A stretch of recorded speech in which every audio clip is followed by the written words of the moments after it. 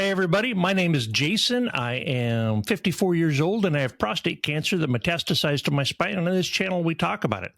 Today, my guest is Mark Lacey. I have been looking so forward to doing this video for a while. He lives in Thailand, runs a small farm, was diagnosed with stage 4 prostate cancer in late 2023. His PSA was 3,500.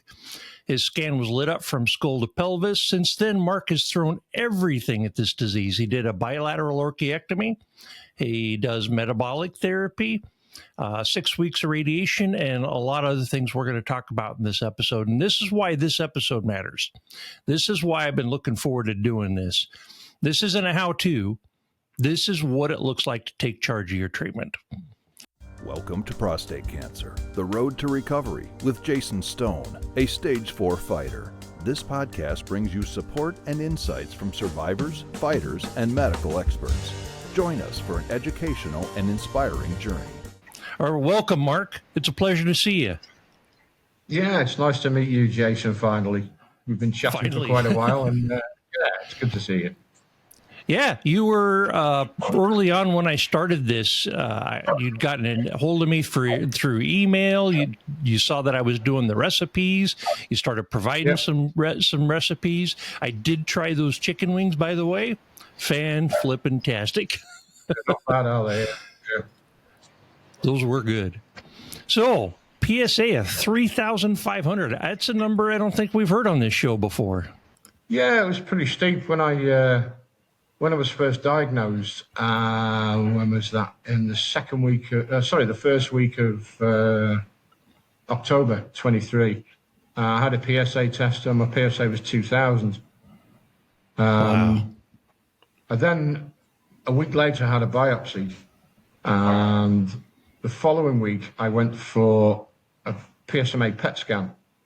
But I didn't make it because I had kidney failure and all sorts of problems. And I had to get admitted to the ER. Anyway, they sorted me out, got me stable, and I went on to the general ward for 5 days, and they did another PSA test, and it had shot up from 2,000 to 3,500 post-biopsy. So I'm not sure I'm in two minds about the effects of sticking a needle into your prostate, Which isn't comfortable. I don't know. I was out. I take everything on general anesthetic, me. I'm a coward like that. I'm glad you had that option. I did not. Yeah. So, holy crap. What was your initial... So what did your doctors talk to you about initially?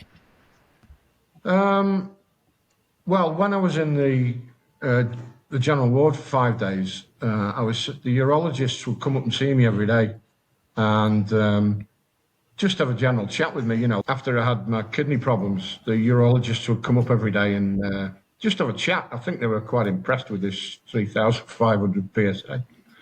And they sort of mentioned the orchiectomy then.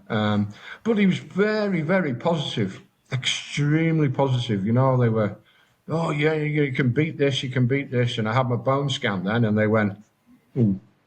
Oh man, because it was black from the pelvis up, it was just black all over. Oh wow, that had to be absolutely scary. And when you said following the kidney failure, what did they do about the kidney failure? Like, how did you recover from that? I don't know what caused it, to be honest, and I don't know. I was kind of out of it, and I was coughing up blood in the ER and all sorts, so, I wasn't in a good way. I couldn't breathe. When I was lying down for a PET scanner, I just couldn't breathe, so they cancelled that and put me down on the ward. Holy crap. But regarding the medical oncologist I saw a few weeks later, he was pretty negative, it's all about palliative care, and he was looking at my bone scan and kind of saying, well, all we can offer you is palliative care. And we discussed different treatment options that are available in Thailand, because I'm at a government hospital here, but it's probably one of the best hospitals in Thailand. And yeah, he was really pessimistic, palliative care. And, he talked about androgen deprivation therapy and radioligand therapy and chemotherapy and everything else. So all that was available. And I mentioned metabolic therapy, and he just said, "What, you want to starve your cancer?" And I just thought, he's not open to discussion on that, so I left it at that. So there were two views on my part anyway as to how I was being treated. One was really positive from the urologists, and the medical oncologist was a lot more pessimistic. Yeah, after my biopsy, I went straight on to, I had two Firmagon shots, and I didn't react well to those as well. Yeah, I remember in an email you talked about the Firmagon. I'm looking for my notes here where you mentioned that. What was it about it that you didn't tolerate? It was the swelling in my stomach, and there was a lot of fatigue and just really, really feeling poorly, you know. And I was having one of those every month after that. Wow. And well, that's the ADT, the hormone treatment. That's what that'll do. But you went a different route. Yeah, the first generation. Yeah. You went a different route. Yeah. So you want to talk about that? Yeah, I mean, the urologists had already sort of hinted at an orchiectomy, bilateral orchiectomy, which is removal of your testicles. And at first I was, I don't fancy that, you know.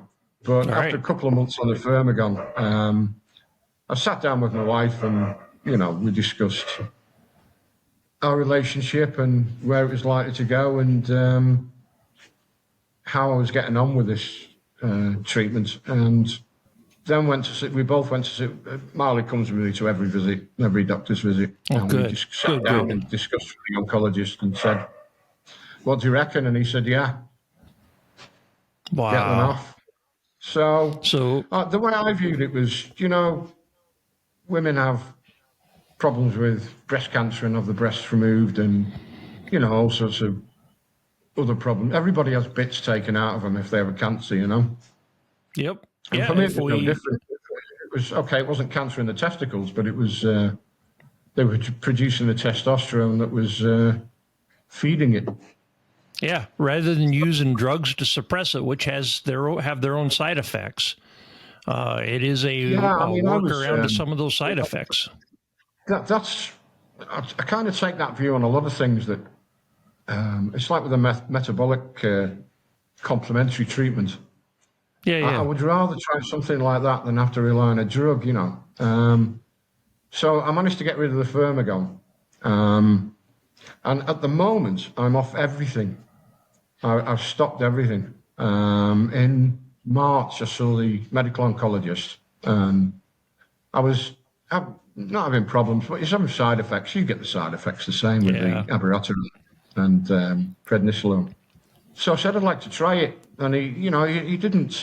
He obviously didn't recommend it, but he didn't have any objections, you know. And he still said he'd keep seeing me. You know, he didn't sort of get rid of me as a patient. So what was your PSA at that time?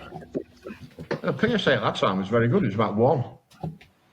Wow. All right. Yeah.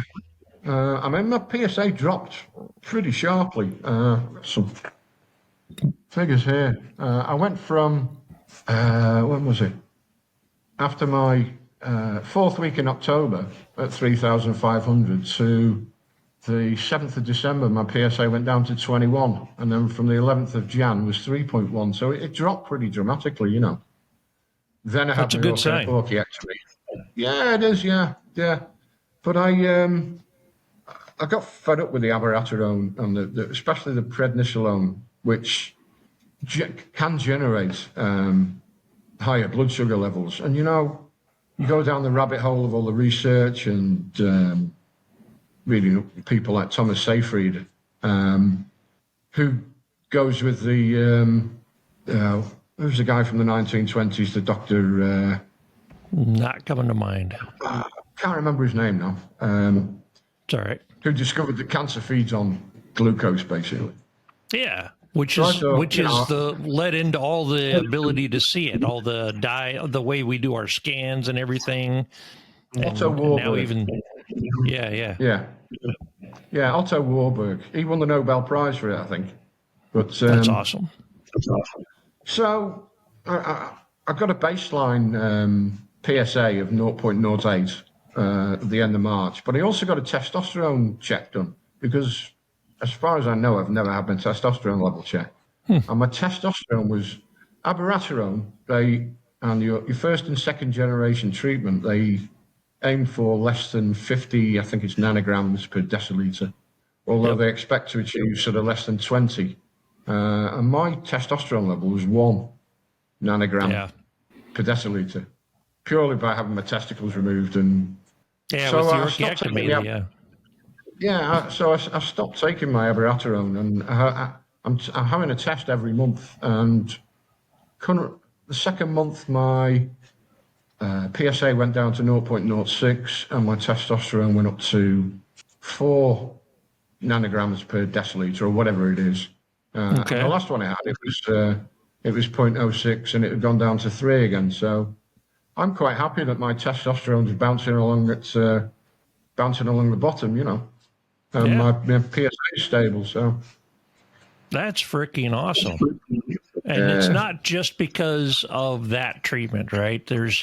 You have done a lot of complementary things. I'm calling it the Mark Lacy protocol. You were doing fasting, keto, some supplements, mebendazole, zinc, vitamin D3. So I'm ready to talk. This is one of the things that a lot of people are interested in because we want to, we listen to our doctors, we trust our doctors, but we realize that they are bound to a set of guidelines, and they're not going to be recommending, alternate or supplementary things. And so it's fantastic to meet somebody who's done that research, trying it, and seeing positive results from it. So let's talk about the Mark Lacy protocol. yeah, I mean, first of all, I will say, always follow your standard of care and always listen to your doctor. And if you're going to do anything different, if you're going to take any supplementary medicines or just standard supplements, you must tell them, And saying that, I got following Professor Thomas Seyfried in Boston, and he was originally a geneticist. He's got his PhD in genetics or whatever. And he's gone down the research road of glioblastoma. And he came to realize, and he's done an awful lot of research papers on diet and the fact that it's glucose and glutamine that feed the cancer. And the cancer only feeds on fermented foods, if you like, and it's not a genetic disease. Oh, okay. This is purely his supposition, and Yeah. And it kind of made sense to me, He was talking about things called DON inhibitors, which reduce your glutamine. Now, I can't get those over here. So I just decided to I've been on a keto diet since the beginning of 2023, and I lost like 30 kilos. Wow. So I just decided to go down continue my keto diet and try and get more strict with my glucose intake. And also down the rabbit hole of mebendazole, fenbendazole, ivermectin, all that kind of good stuff, And I thought, I can get mebendazole over here really easily and really cheaply. And there's a drug called cimetidine, which apparently enhances the effects of mebendazole. So I started that at the beginning of 2024, that protocol of diet. I was also exercising nearly daily, a bit of HIIT training and, working doing a lot on a of farm. walking and working around the farm, exactly, yeah. Watching my diet, standard of care, mebendazole, cimetidine, things like magnesium and zinc, and vitamin D3 were the main things that I was taking. We have the fenbendazole, the mebendazole, the ivermectin. There's not a lot. Of course, there's no clinical studies on how they directly affect cancer, but there are some really, really good studies on how they interact with the progression pathways of cancer, and there's some evidence there that indicate that they may have some anti-cancer effect. And Oh, yeah, that's right. It's correct. Yeah. and the benefit is we tolerate it. Like, so sometimes Yeah, it what's doesn't do this you any thing I can harm. take? Yeah, there's no side effect to taking it. Yeah, that's right.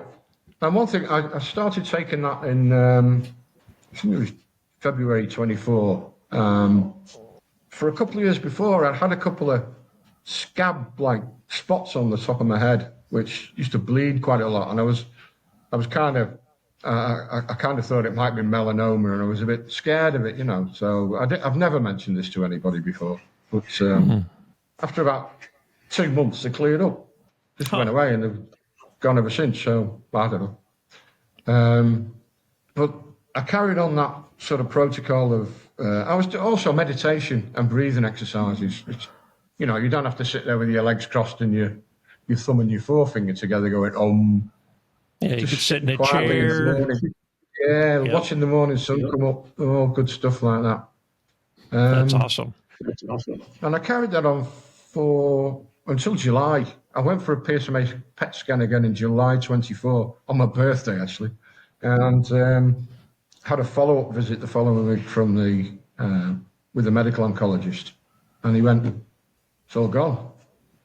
All my mets in my skull, my spine, my shoulder blades, my arms, my rib. I had one spot on my ribs."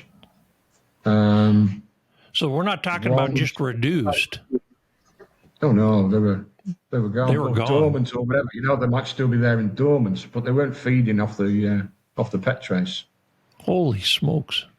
Okay. I had one glowing spot on my lymph node in my pelvis, and obviously my prostate was still shining. But he then said, "Well, now I can refer you to the urologist." So I've gone from just palliative care to not urologist, radiologist.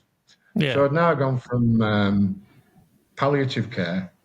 I went to was referred to the radiologist, and all of a sudden he's talking about curative care, and it's not curative.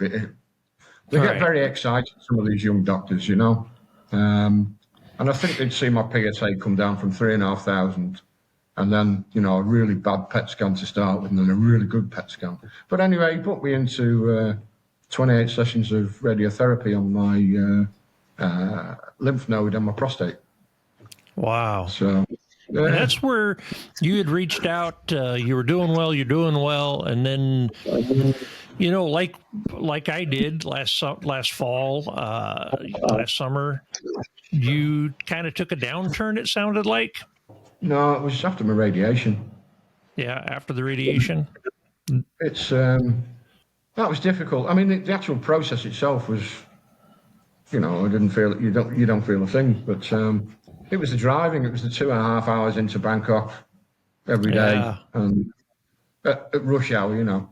Yep.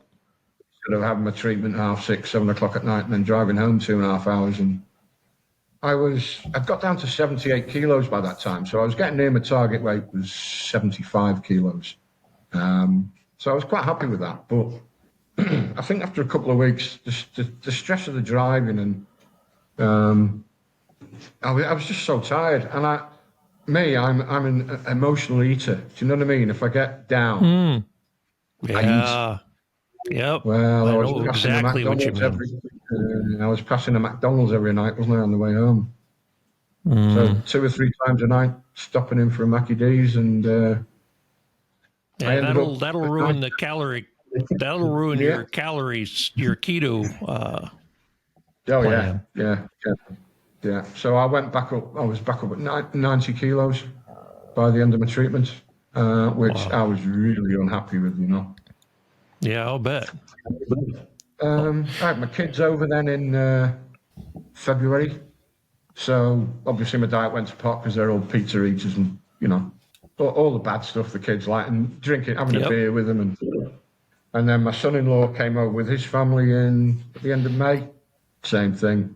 So now I'm trying to get back on track. I'm better up here, you know. Good. I've kind of got my head together, and I'm down to 87 kilos now. So And that's only in a couple of weeks I've lost sort of 2 or 3 kilos. So I'm feeling okay. Okay. But it's the motivation side of it, isn't it? You know, it's hard. You were saying the other week, it's very, very hard to get motivated again. Once you lose your mojo, it's very hard to get it back. And the other thing you said was the sugar cravings. Yep. It was easy It's the a first real time. addiction. It is, but I found it easy the first time back in April, the beginning of 2023. To go keto. Your motivation was up here to 100%. stop the sugar. But as you go through treatment, as you go through these, our motivation drops and drops and drops. So now, even though we know this is where we need to be, and here's the thing we need to do, it's tough to do. Did you have any radiation to your prostate? I did. I did 23 sessions to my prostate and 5 to my spine, to my L1. Yeah. Would it be all right if we just cut a minute? This dog's going to bark all night. Yeah. Just give me a sec. Yeah, it's just started raining outside, so they all want to come in. Fair enough. They're not allowed in the house. Farm dogs.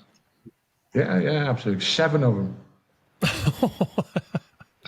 Well, that's the kind of thing that helps.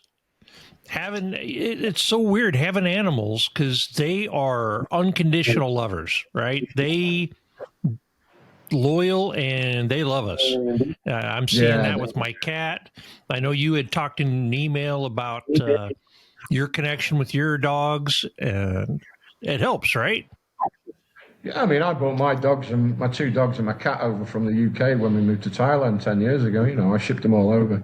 And I love my dogs. But I am a cat person at the end of the day. I do prefer cats. So we have 7 dogs because Marley likes cats, dogs. So dogs, yeah. But she also turned up a few months ago with 2 cows as well. So we've now got 2 cows wandering around. That's awesome. That's awesome. Anyway, True farm. But it is. You need that. I was thinking about this today.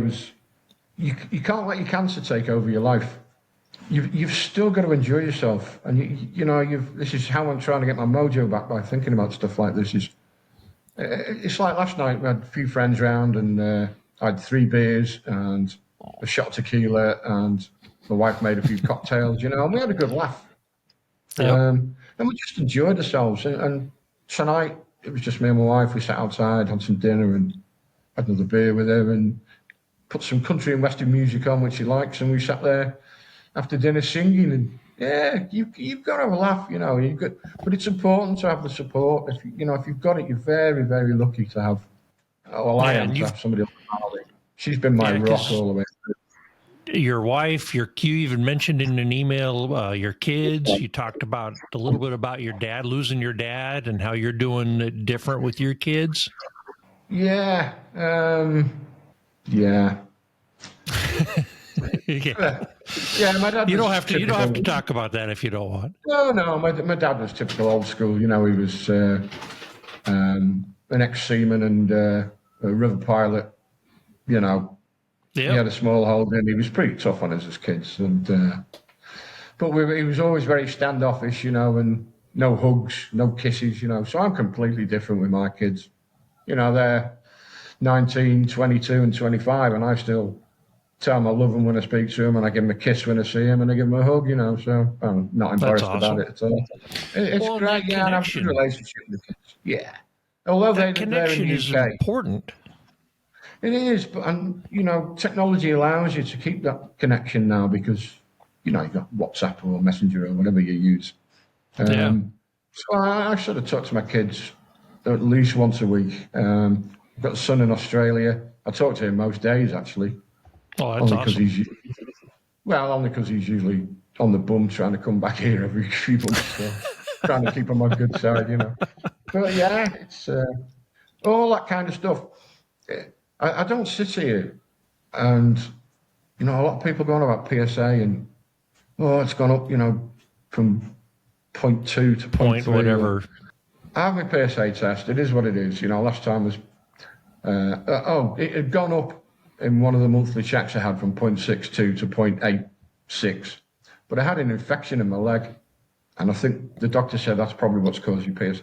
And the next test I had, Yeah. it went down again to 0.6. So, yeah. Oh, good. So, I mean, something you haven't really talked about. I know you said the Navy caused your cancer. Do you have Yeah. any detail on that about how it was? Well, what they're you think finding. caused it? Yeah, so vitamin D is hugely important for anti-cancer, for preventing cancer, for body cell, for this our cells healing from these malignancies. Well, on a submarine, you're underwater. There's no sunlight. Not a lot of daylight there, is there? So I went months and months at a time with no sunlight, and they're finding out that that is very, very detrimental to our ability to heal. And then one of the other things is the oxygen. Like you in an email were talking about doing hyperbaric oxygen chamber therapy because a higher oxygen, an oxygen-rich system helps with fighting the cancer. Well, again, submarines. We lower the oxygen level on the submarine because of fire hazards. So, like, what are we at right now? 21 point something, 21.4% on average at sea level here. On a submarine, we lower it. We lower it down to almost 20%. And so that oxygen deprivation environment combined with no sunlight, they're finding is... that's throwing fuel on the fire. Yeah, and I don't know what it's like there now. I mean, do they supplement with vitamin D3 now or on subs? Don't know. I don't know. Well, it's something to do because, like you say, it's becoming apparent that it is vital for your health. Yeah, absolutely. It's one of the supplements I do every day that I think is really helping me. And I notice when I don't do the vitamin D, I go into, just forgetfulness, and once you lose a habit, you're off that habit for a week or two, and then trying to get it back in. And I notice when I don't do the vitamin D. Yeah, habits very important. If you get a protocol together of, sticking to an exercise regime and a diet and, your supplements. I'm off everything at the moment. I go outside now for my vitamin D. I try to spend half an hour in the sun every day, and it is sunny here. Oh, you're off. When you say you're off everything, you're off even your protocol supplements. Okay. Yeah. I just got fed up of taking drugs. I've got a whole fridge full of ivermectin and mebendazole, which I'm going to start again probably next month. Yeah. But we've had a few issues. It's important to take a break from those once in a while for your liver. I think you're right. Yeah. But we've had, for me, I think stress is a big factor. And I had an awful lot of stress for the last 10 years. I was running a business in the UK, a pipeline business, which managed to get out of and sell that and move over here. But a couple of years before, I'd been diagnosed with aneurysms. I had one aneurysm in my neck, one in my thoracic aorta, and one in my abdominal aorta. So I had my thoracic one fixed in the UK, and then came over here. And then a couple of years later, Marley noticed it. I was coughing in bed at night. Went to see the doctor, had a scan, and apparently this doctor in the UK, he was Burmese actually. Burmese doctor, Mr. U. And he'd left a load of organic material, I don't know, left a load of rubbish in there anyway, and it had started to fail. So I had to have that repaired. And then they were doing additional scans every 6 months on my carotid and abdominal aorta. Wow. So then I had to go and get that fixed. 2020, I had those done. And at the same time as that, our son died. He was killed at home he was shot. Holy crap! I'm so sorry. And the same time as that, we were just starting a construction business over here. So it was total stress. We got out of the construction business about 18 months later. We sold that. Yeah. But the you feel it now. Losing a son's pretty difficult. He was my stepson, Marley's son. And he was working here with us, on the chicken farm. We were actually building a second one for him. So, Oh, man.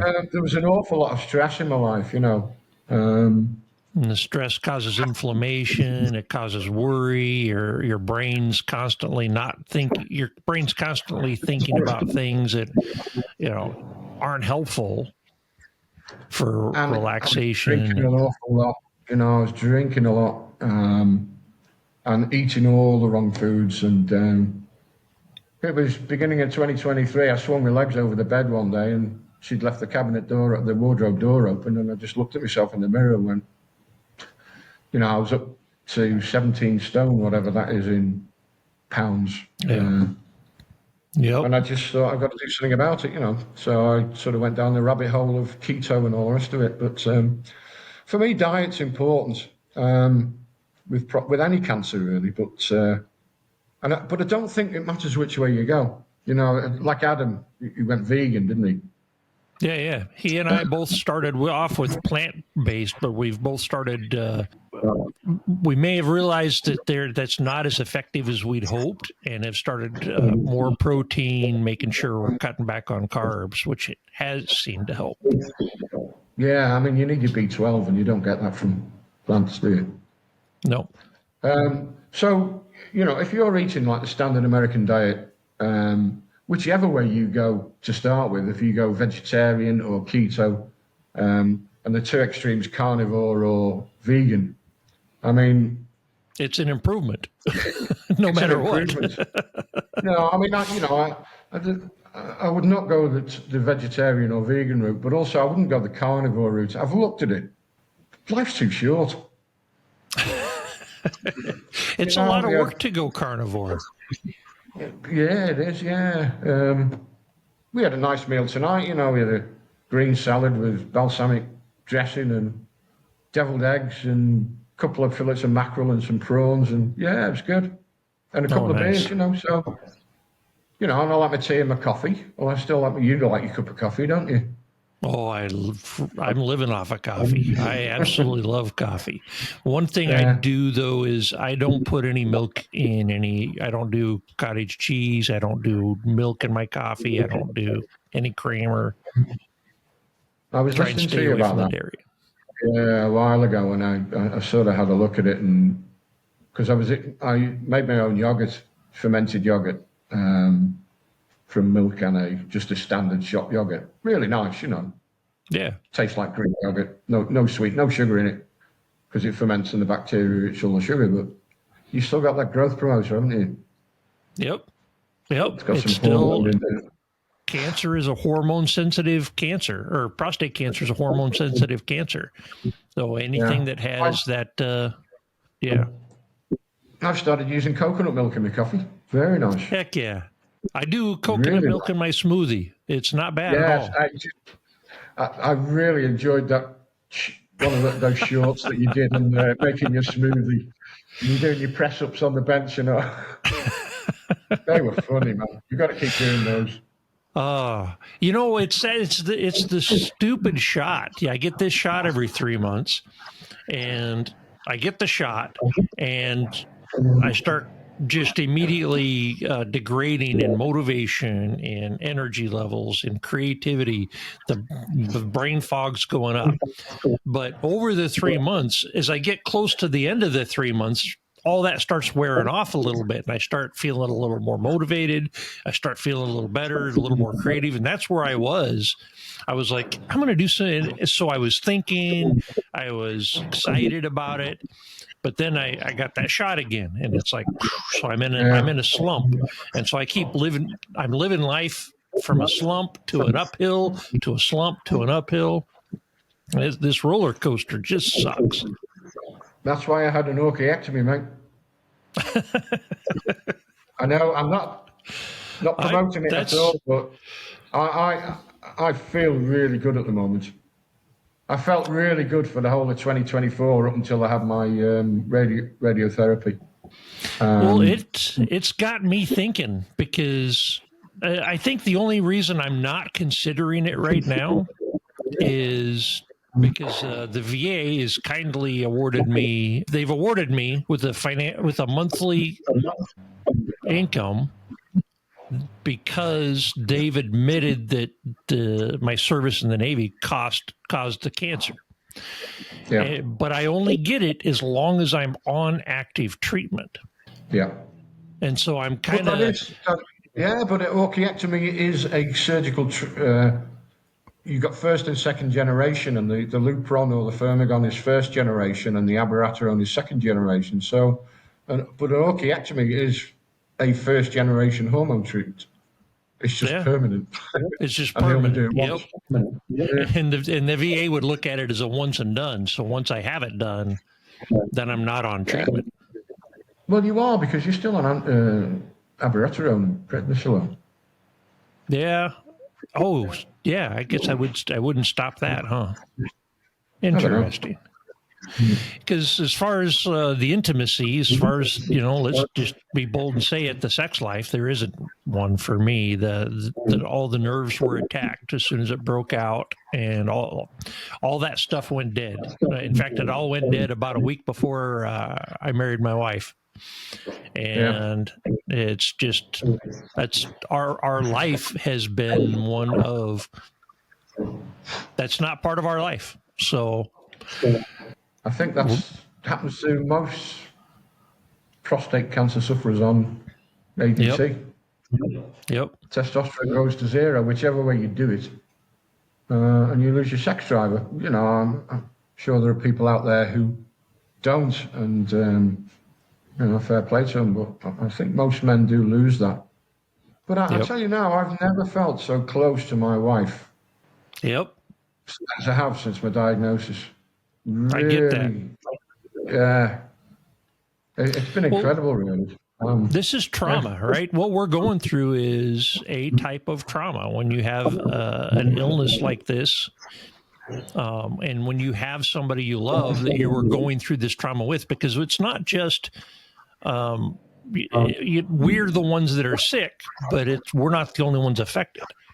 Your loved ones are absolutely living with this disease as much as we are.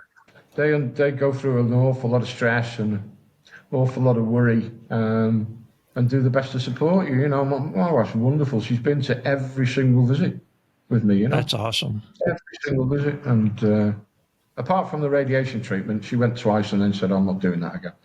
5 hours driving every night. Okay. Yeah, that drive. Holy crap. I can't imagine. So I said, yeah. Trying to drive half hour. It was horrendous. I mean, I'm not too bad driving in Bangkok, but the traffic there isn't great.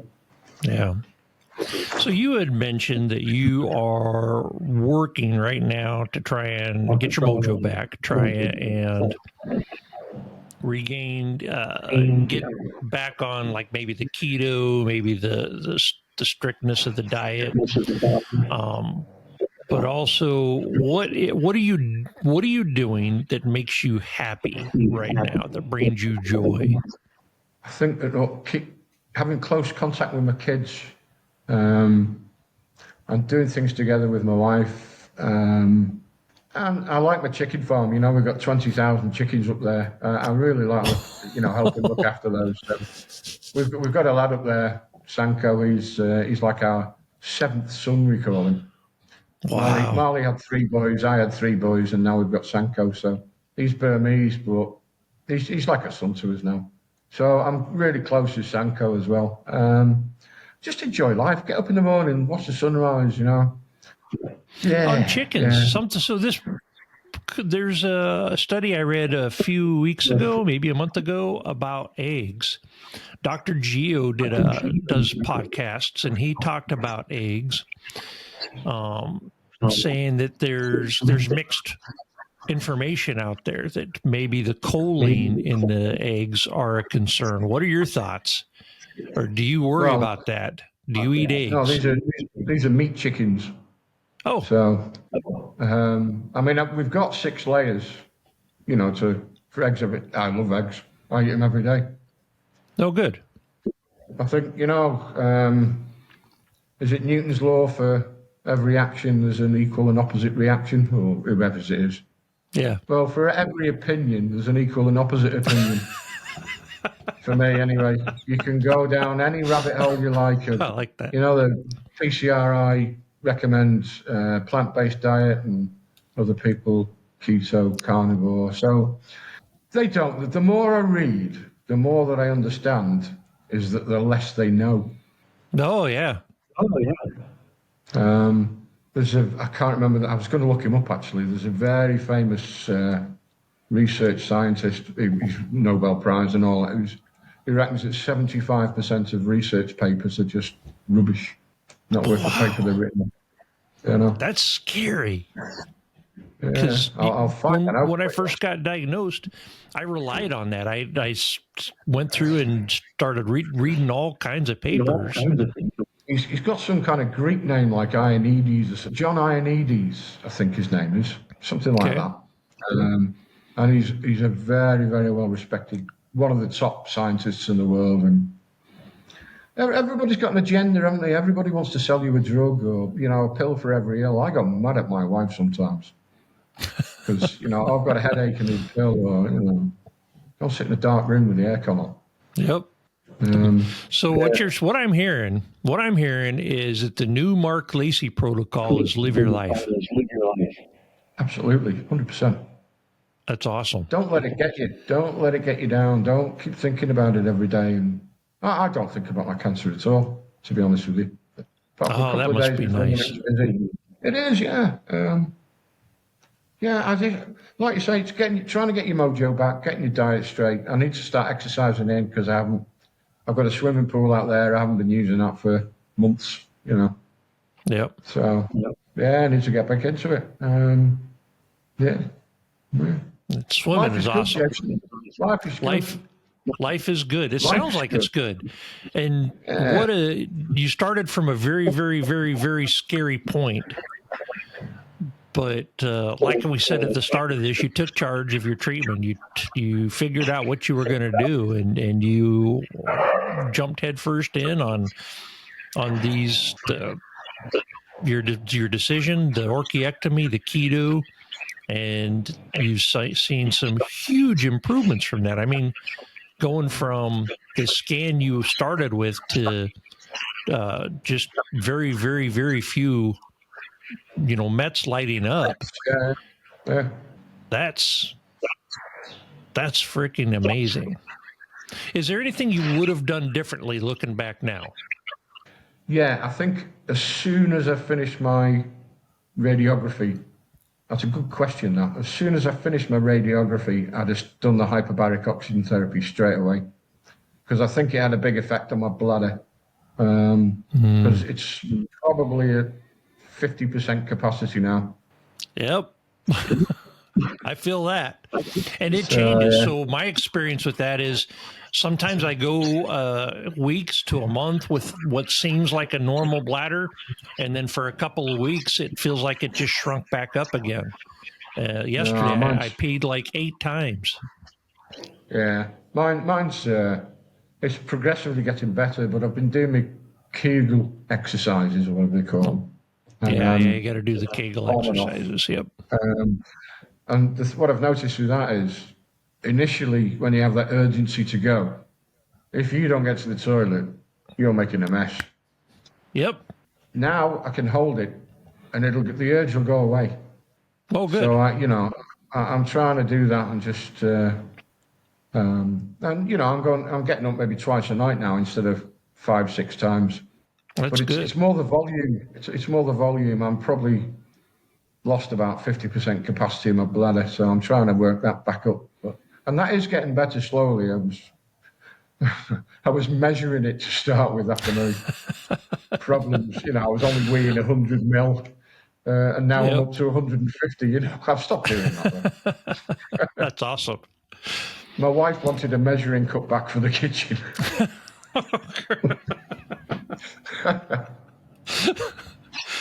Oh, gross. All right.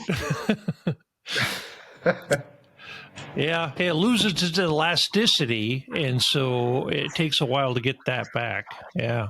Yeah. So what would you say to somebody today that gets diagnosed, finds out today? What would you say to them?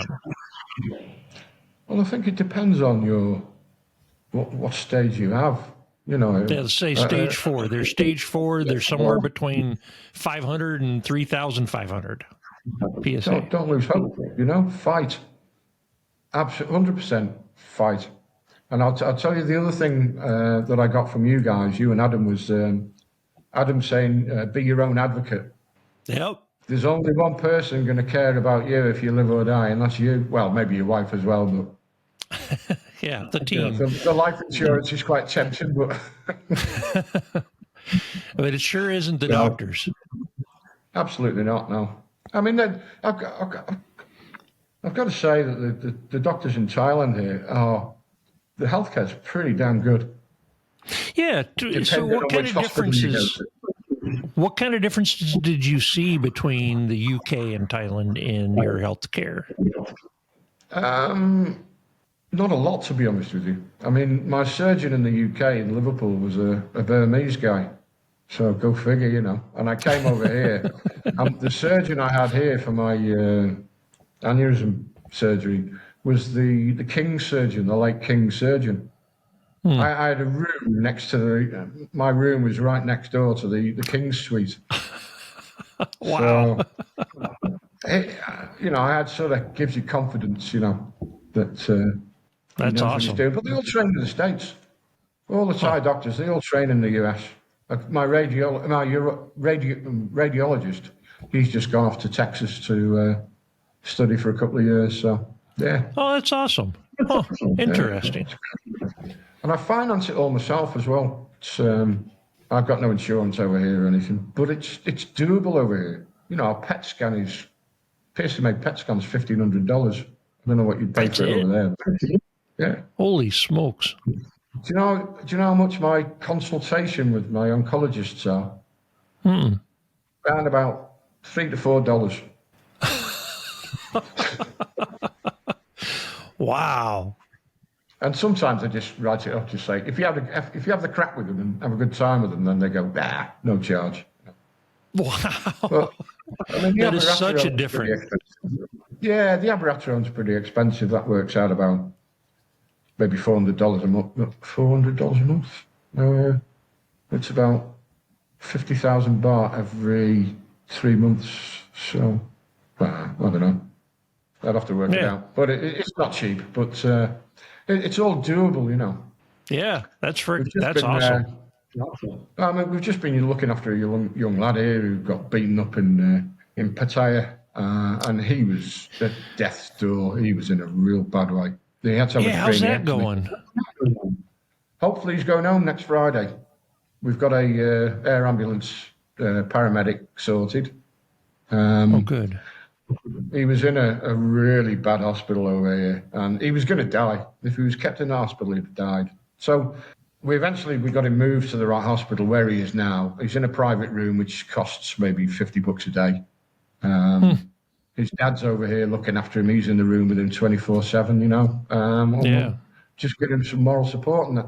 So there is a difference between hospitals. It depends where you go. Wow. And you've got to find the right one. But, I mean, private hospitals over here cost an absolute fortune. They're like $1,000 a night. Yeah, I won't be doing that. No.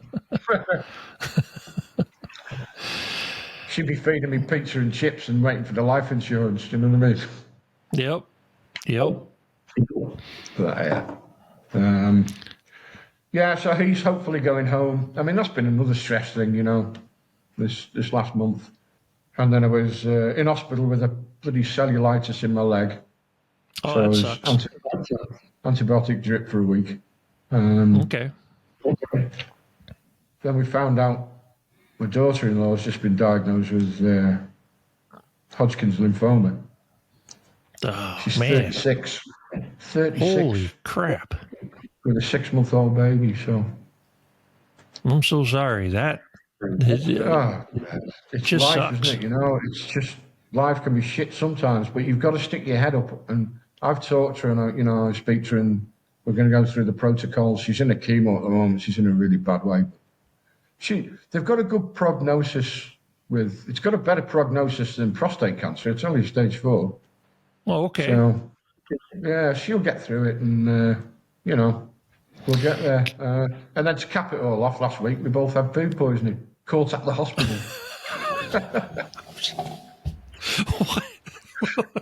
I know, yeah. You can't catch a break. My life has been hospitals for the last month. I've been in hospital every day somewhere. Wow. Wow. Yeah. You mentioned the chemo. That's something, when you look at all the different treatments, that one, I think if I checked, it was a 30% effectiveness for prostate cancer. Not a real high recovery rate, and it buys you months instead of it's not curative. So for me, I don't think I'm ever going to go the chemo route after I 100% agree. What I've seen. Yeah. I know Adam's had it, hasn't he? And he looks dreadful. Sorry, Adam, but he didn't look good for a couple of months, What did he say? Something. Oh, I can't remember. He had a funny way of describing himself. But I'm surprised he went fairly quickly into chemo, didn't he? Yeah, and I think that's just not knowing what.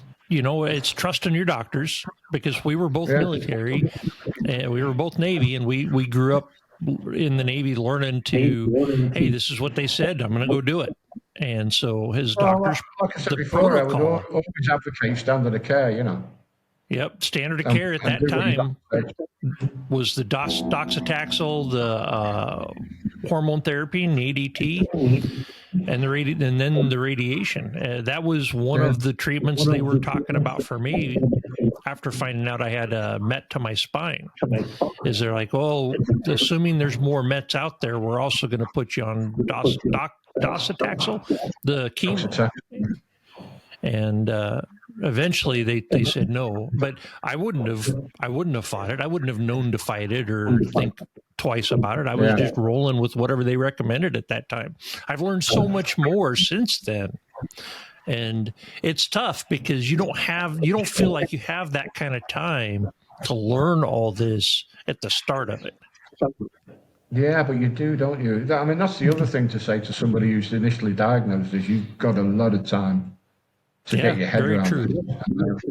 Do your own research, be your own advocate. Adam's he's dead right. 100%. Do your own research.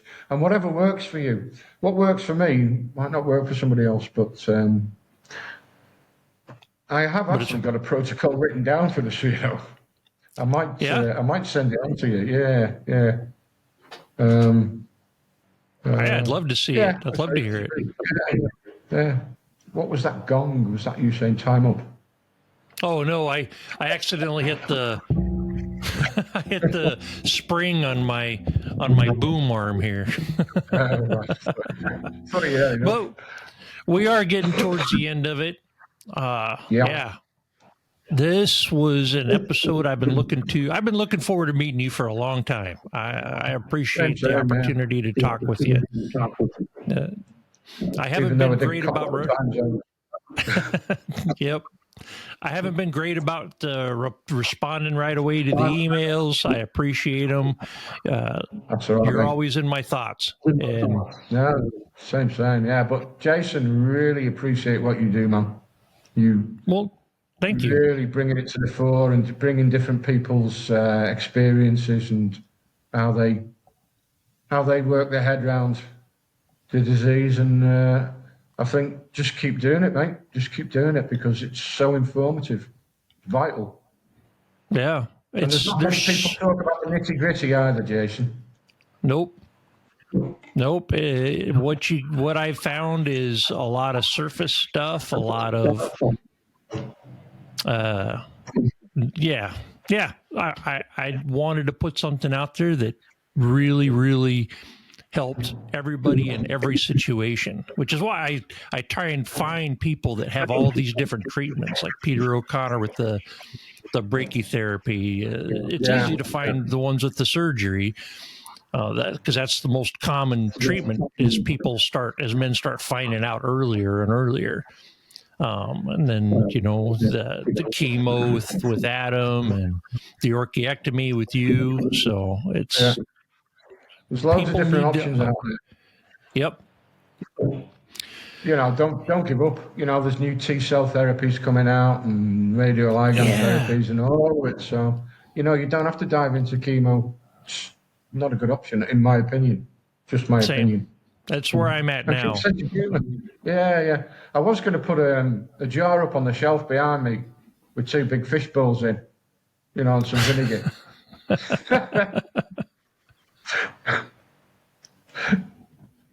See if anybody would notice it, but she taught me out. Oh, that would have been funny if you had just a glass next to you and you said, "Yeah, I went for the bilateral orchiectomy," and held up the jar. I'm going to have to think of a slogan for a tea. No, I'm not. No. Nope.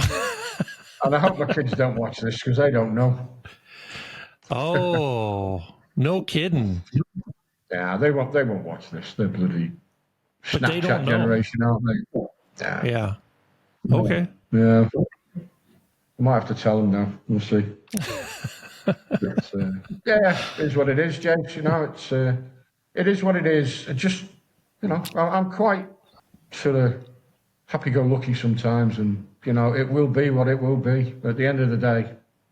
Well, your attitude towards this is the right one. I mean, you get up and watch a sunrise, just have some peaceful moments, be honest with people, and that reduces the inner stress that's causing the inflammation, that's causing these problems, that's limiting our ability to heal. Yeah. Diet for me is a huge one. Yeah. Mitochondria, ATP, getting everything. Yeah, Jeff Noel, one of the guys from the tugboat captain, he was adamant about the diet. He's dead right. That has an effect. So there is one guy I'll push on here. If you're interested in metabolic treatments or issues or whatever, is Nick Norwitz. If you look up his channel, he's a young PhD student from Oxford University in the UK. He's now at whichever uni he's at now. He's very, very good, and everything he talks about, he backs up with research papers. But he's done, look him up. Okay, yep, I've got it written down. I will. And maybe Professor Thomas Seyfried as well. But there's Dr. Geo, PCRI, there's loads of them out there, isn't there? So, you pays your money, takes a chance. Like you say, there's so many differing opinions on some of those. I'll tell you one thing, though. What we didn't talk about, muscle mass. I haven't lost any muscle mass. Well, much, anyway. Really? Yeah. Even with no testosterone? Yeah. Is it because you're active? I think it's activity and diet. Okay. Activity and diet, yeah. So, yeah, I've lost so much. I've gained this is all fat now, but I used to have, I had these hand grippers, those weight hand gripper practicers. And I've got a set of 3, and they were 70 or 50 pound, 100 pound, and 200 pounders. And I would do the 200 pounds until I couldn't. And then I'd go down to the 100 and do that a bunch of times. But I used to do the 200 pounders, touching the 2 bars, the hand grips, touching them, full squeeze 5 times, easy. And then I would go down to the 100s. I can't even hardly budge the 200 pounder anymore. I know I've lost muscle mass. And I think I even put some on, because I took my watch off quite a long time ago. They just stopped working. And I got it fixed, and I'd taken some links out, and it was pretty loose, Yeah. But I put it back on this time, and it was tight, so maybe I picked up a bit, Don't know. Oh, that'd be nice. Yeah, but I've just got this weight on my visceral fat that I need to get rid of, and Drop the carbs, Jason. Drop the carbs, mate. Drop the carbs. That's tough. But when's the next time your kids are coming out? Next January, but I'm not doing it again. I'm not doing beer and carbs and pizza. And it's been so hard to get up. You got between now and January to undo that damage. Yeah, I think I've done it, to be honest with you. I actually drove past a Burger King the other day, so. Oh, wow. All right. Yeah. Happy days. Happy days. Yeah, I'm good. I'm getting back there slowly. So. Yeah. Oh, that's awesome. I'll tell you what, this, I appreciate that you don't sugarcoat anything. Pardon the pun. I appreciate that you're open and honest. I like the directness with your approach and your protocols, the fasting. Oh, yeah, we didn't talk about the fasting. You were doing very, very extreme fasting for a little while, right? Oh, yeah, we didn't talk about that, did we? Yeah. I eat one meal a day. I eat one meal a day now. I always have done since the beginning of 2023. And I fast 72 hours every few months at the moment, but I'm going to start doing it every month. And it's not difficult. Once you get off that carb cycle, you reduce your ghrelin, your hunger hormone, or if it's the other way around, increases it and satisfies you. Whatever it is, yep. I don't find it that difficult to do. 72 hours. I tried that a couple of times now. I can do the overnight and then, go till like 1 o'clock, 2 o'clock, maybe sometimes 3 o'clock. Yeah. But I can't imagine. I break down. I can't. I'm struggling with doing the longer fasting. But I know it's helpful. That autophagy is important for cleaning up the cells, and so I know I need to do it. It's one of those things I know I need to do. I know I need to cut back on the carbs. I know I need to do the fasting. We all know what we should be doing, Jason. Yeah. And you know what I mean from the beginning of this video before we went on air. Yep. But, we all know we should be exercising. We should be not drinking. We should be eating the right food, and we don't always do it all the time. And I'm going to get there again. Yeah. And there's a balance. I like what you said, live your life. There is a balance there. That doesn't mean go to Burger King every day. Live your life means find a balance, I think, between what's helping you stay alive and what's keeping you happy so that you have motivation to stay alive. Yeah, that's right. Friends, family, and just enjoy yourself a little bit. I have an odd drink now and again, and if I want a real drink, I'll have a whiskey, but or three. But, what's your go-to whiskey? Jameson's. All right. I'm a peat head. I like the smoky. Lafroig. I like the Lafroig, Ardbeg, Lagavulin. Yeah. Can't do it. No. I thought everybody from the UK did those. Only Scotsman. All right. I don't know. I just don't. I can't get the hang of the taste. That burning sensation. It's not for me. Fair enough. But, yeah. I haven't had that in so is there anything else you wanted to talk about? No, I think that's about it.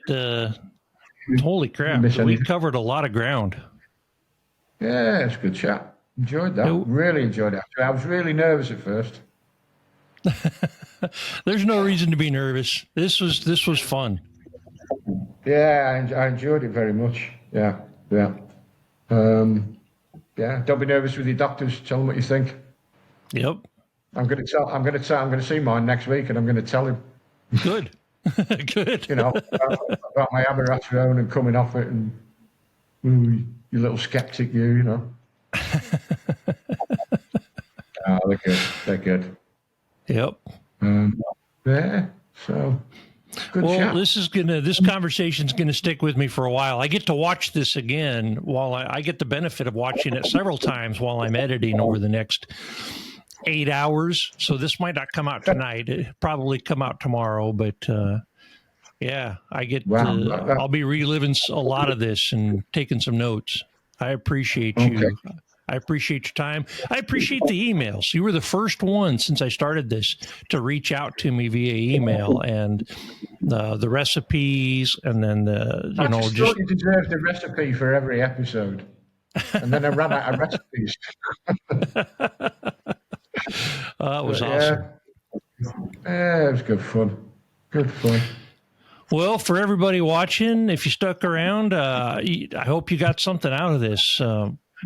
This was episode 34. This has been a fantastic conversation with Mark, and I appreciate everybody that's invested into the channel, comments, and everything. I read all of them. I don't always get to respond to all of them, but this means a lot to me that that people are getting something out of this. So I appreciate you all. Love you all. Cheers, Jason. Yep. Thanks, Mark.